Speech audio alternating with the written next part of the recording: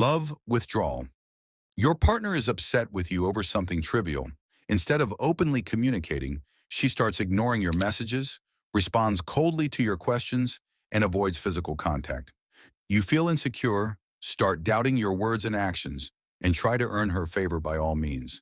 This is classic withholding love, a manipulative tactic used to control a partner.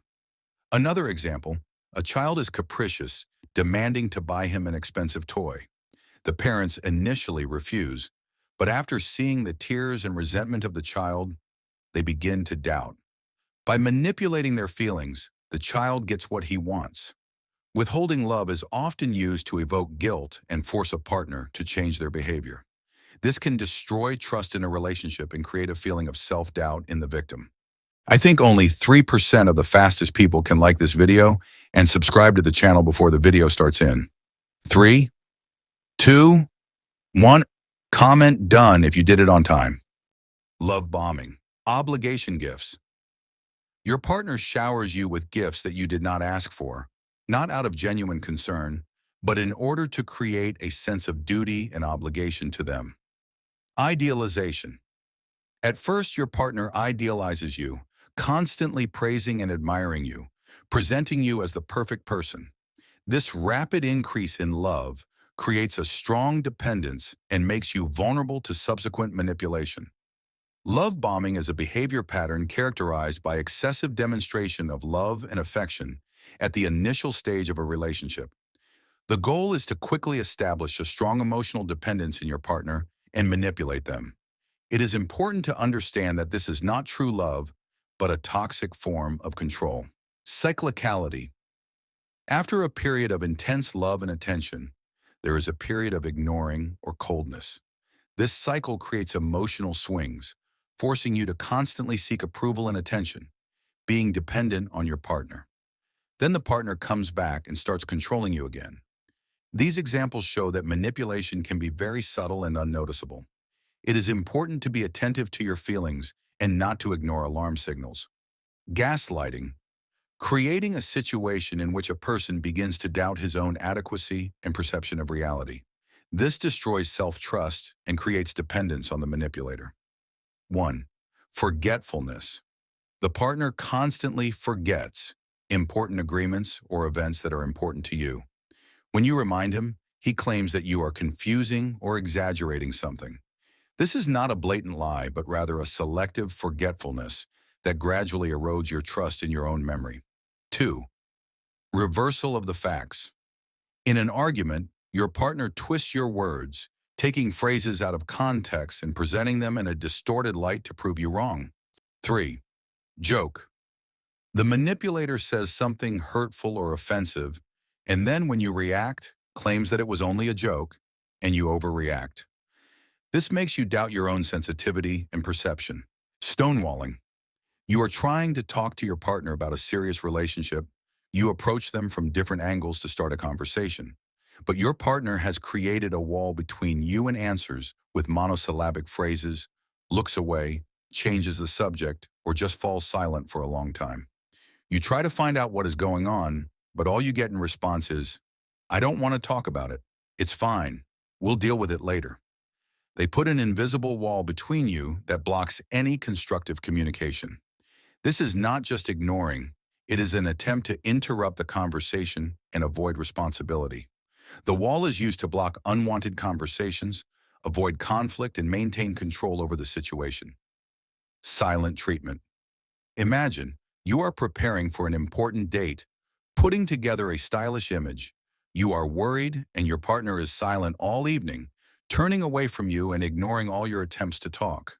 After the date, he says, "You are too tense. I couldn't stand it." Instead of talking directly about the problem, he uses silence as a tool of control and punishment, leaving you in limbo, forcing you to analyze your actions, feel guilty and insecure. This is not just ignoring, this is emotional burnout under the guise of calmness. Silence is a weapon with which the manipulator punishes and controls your emotional state.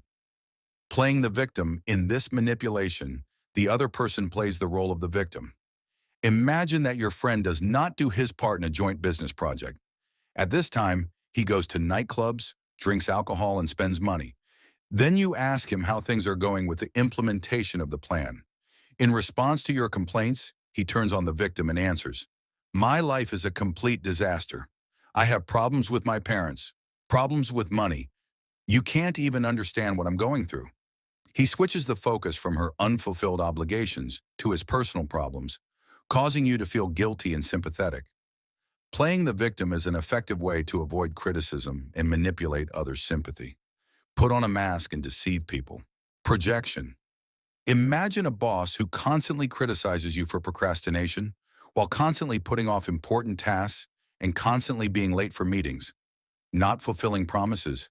He shifts all this onto you and says that you are such an irresponsible person. He infects you with his own shortcomings, projecting his disorganization and inefficiency onto you. This is not just criticism, it is an attempt to remove responsibility for his own problems by shifting them onto you. The manipulator shifts the burden of his own shortcomings onto you, using projection as a way of self-defense and control over you. Second example, imagine a friend who constantly eats a lot of sweets, is overweight, and has problems with appetite. But she criticizes you for every little candy, says that it is harmful and you should not eat it. Mirroring this manipulation, in which your partner completely copies you, emotions, body position. Imagine the situation. You came to an interview. The hiring manager, after listening carefully to your answers, begins to mimic your gestures, use a similar tone of voice, and even some of your words. This is not just a coincidence. It is mirroring. He unconsciously or consciously adapts to you to create a sense of trust and rapport. This increases your sympathy for him and increases the likelihood that you will get the job. Another example, you are chatting with a stranger at a party. You mention that you love to travel. He immediately begins to talk about his latest trips, using a similar style of speech and even similar gestures. As a result, you feel an amazing connection and ease of communication with him, although you just met. Mirroring is a powerful tool used not only in the business sphere, but also in personal relationships. Guilt manipulation. This is a psychological abuse tactic used to control and subjugate another person. The person shifts all the blame onto you. The manipulator plays on these feelings to get what they want, often without directly expressing their true desires. I am a victim. The manipulator constantly plays the victim, emphasizing their suffering and problems, while shifting the blame, problems and claims for them onto you. Even if you try to help, your actions are always insufficient, and you constantly feel incompetent and guilty. The manipulator does everything to make you feel guilty, uses hints and half-tones that create a feeling of guilt in you, even if you do not understand what exactly you are guilty of. You feel guilty but do not know how to fix the situation. I don't think you'll be able to click on my next video before time runs out. 3, 2, 1.